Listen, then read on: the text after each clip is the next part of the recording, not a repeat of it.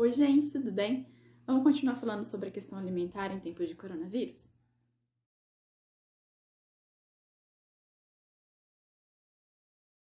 Bom, gente, primeiro eu gostaria de agradecer a sugestão do vídeo pelo professor Gerson, né? O professor Gerson foi meu professor durante a licenciatura em Geografia. A gente estava trocando alguns e-mails e falando sobre o canal também. E aí ele acabou me dizendo que poderia ser abordado no canal a questão das deficiências alimentares nessa época do coronavírus. E ele me mandou uma reportagem da BBC falando um pouco sobre a questão haitiana e a problemática que pode se levantar no Haiti em relação a isso. Então, obrigado, Gerson, e reafirmo aqui, né, a possibilidade de enviar sugestões relacionadas à questão alimentar, né, temas relacionados a essa questão, e divulgar pesquisas, e enfim. E aí, basicamente, o que acontece é que a reportagem ela é muito boa em um cenário que é muito importante ter acesso ao saneamento básico, é muito importante que o sistema de saúde esteja equipado para poder atender pessoas com possíveis sintomas, né? E com o coronavírus, existe uma preocupação no fato de que o número de óbitos no Haiti, o número de casos, o número de óbitos, possa ser de uma magnitude muito grande. Dentro disso, existe toda uma questão histórica que a reportagem não menciona, mas que é extremamente importante da gente falar. Essa questão histórica tem a ver com as diversas intervenções que foram feitas no país no decorrer de sua história. Né? O Haiti, que infelizmente a gente não estuda muito na escola, no ensino básico, infelizmente, mas a gente sabe o porquê. O Haiti tem uma história fantástica de resistência e de negação ao sistema capitalista, na verdade, no sentido de que o país foi a primeira república de negros, né? Foi o primeiro país que legitimamente aboliu a escravidão. Não vou me adentrar muito aqui às questões históricas haitianas, porque eu pretendo fazer um vídeo específico para isso, porque por ser uma história tão magnífica, a gente tem muito detalhe que eu acho injusto a gente pular por causa do tempo do nosso vídeo. Mas assim, dentre as personalidades haitianas que a gente pode citar, né, que foram importantes no processo da Revolução Haitiana, que se concretiza principalmente em 1804, em janeiro de 1804, a declaração é feita em novembro. A gente tem várias personalidades importantes, mas dentre elas a gente tem o Mackandal, a gente tem o Bolkman, a gente tem o Toussaint Louverture, a gente tem também o Dessalines, que foram personalidades que contribuíram de forma muito decisiva para a Revolução, que gera debates também. O que acontece é que o país, de fato, é o país mais pobre das Américas, e existem alguns dados que reafirmam a preocupação em relação ao cenário de coronavírus no Haiti. Dia 19 de março, à tarde, foram confirmados, o presidente do Haiti confirmou 2 casos suspeitos, 2 casos de coronavírus. Né? E o negócio é tão estranho, né? Ou seja, a ocultação da realidade haitiana para nós que estamos no mesmo. Aí a gente está nas Américas, né? É muito lamentável. O fato de que o país não. As notícias acerca do cenário de coronavírus no Haiti, elas são bem poucas. Tem a notícia falando, né, do dia 19, dizendo que o Haiti declara aí os primeiros 2 casos de coronavírus, e tem essa reportagem da BBC. Então a gente não tem muitos outros dados que mostrem pra gente como que a doença está ocorrendo no Haiti. Aí você fala assim, tá bom, mas por que tem a ver o Haiti, né? A gente tá aqui, tem que falar do nosso cenário e tal.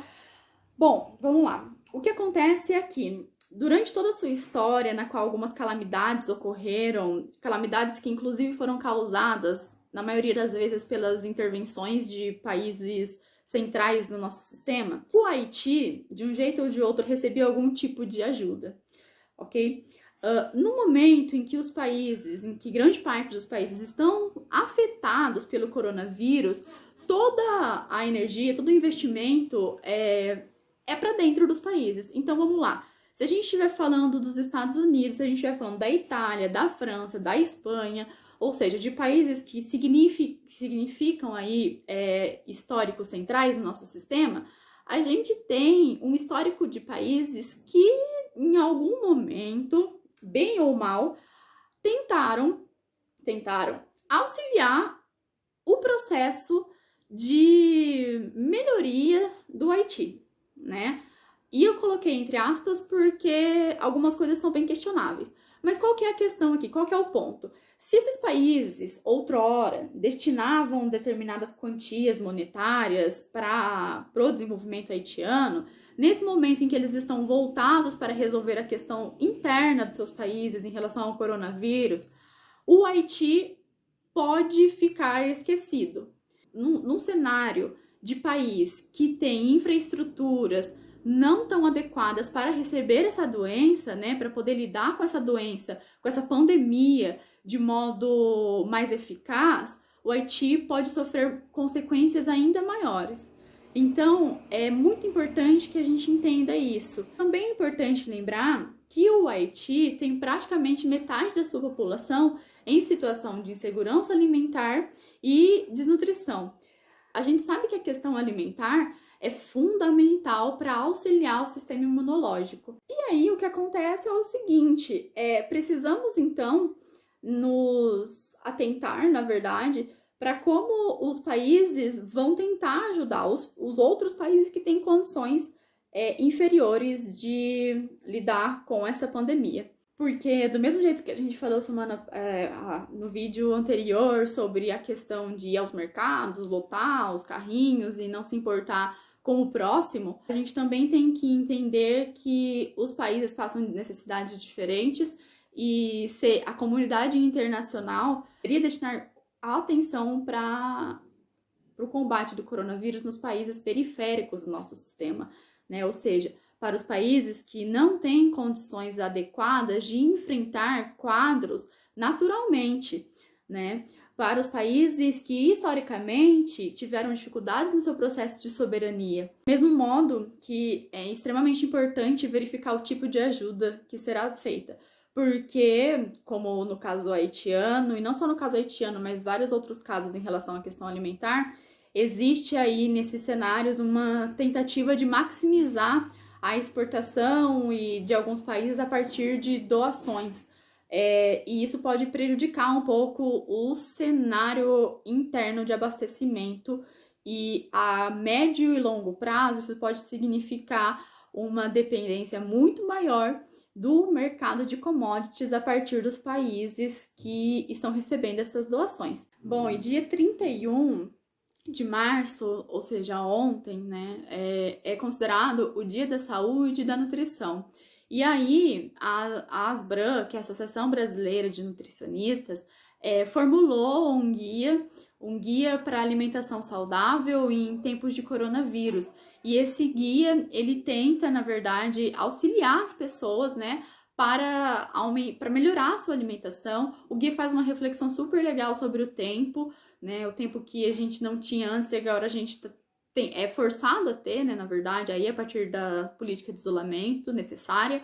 E, além disso, o guia traz uma série de coisas, de dicas super bacanas sobre como conservar alimentos por mais tempo, sobre como, quando você vai ao mercado, que tipo de alimento é melhor você comprar ou não, sobre alimentação mais saudável, né? Traz uma dica que eu nunca tinha escutado falar, que é o branqueamento, uma técnica de conservação de legumes, hortaliças, né?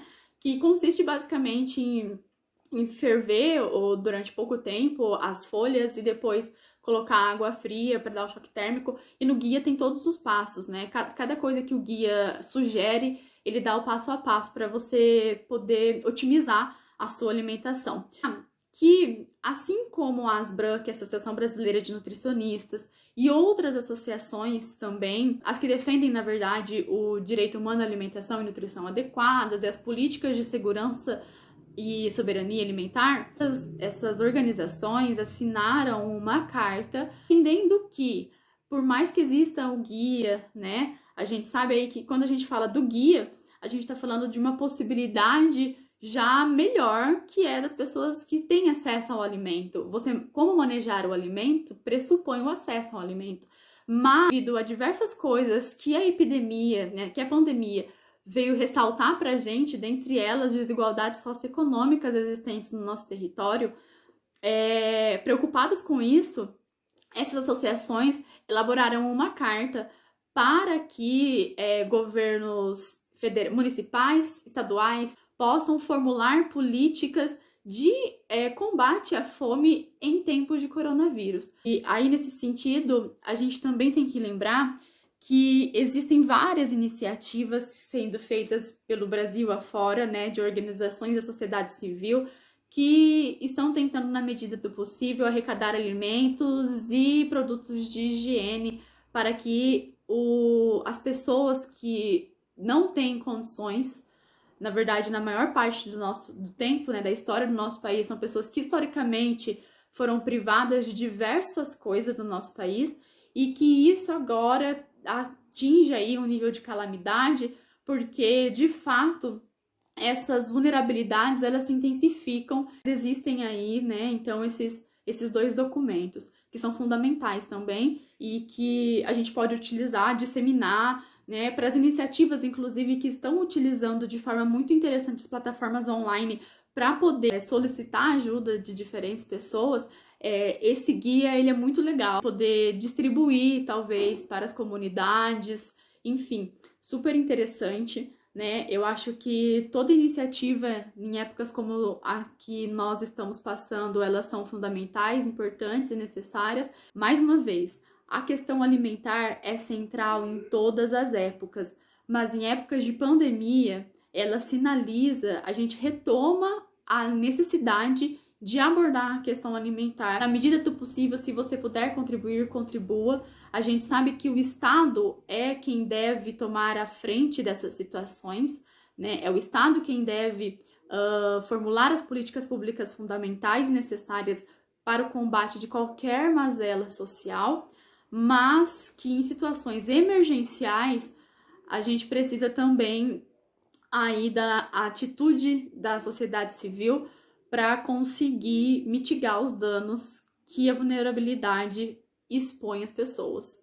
Bom, gente, é isso. Eu espero que o vídeo tenha contribuído aí para o debate, né? E também para a questão alimentar como um todo. Vou deixar aqui embaixo os links para você, à medida do possível, compartilhem não apenas o vídeo, mas também os links do guia, da carta, né? Eu acho que quanto mais pessoas souberem quantas iniciativas são feitas para isso, a gente fortalece o nosso espírito de solidariedade, né, entre os trabalhadores, e a gente se lembra mais uma vez que vivemos em sociedade. É isso. Tchau, tchau. Até mais.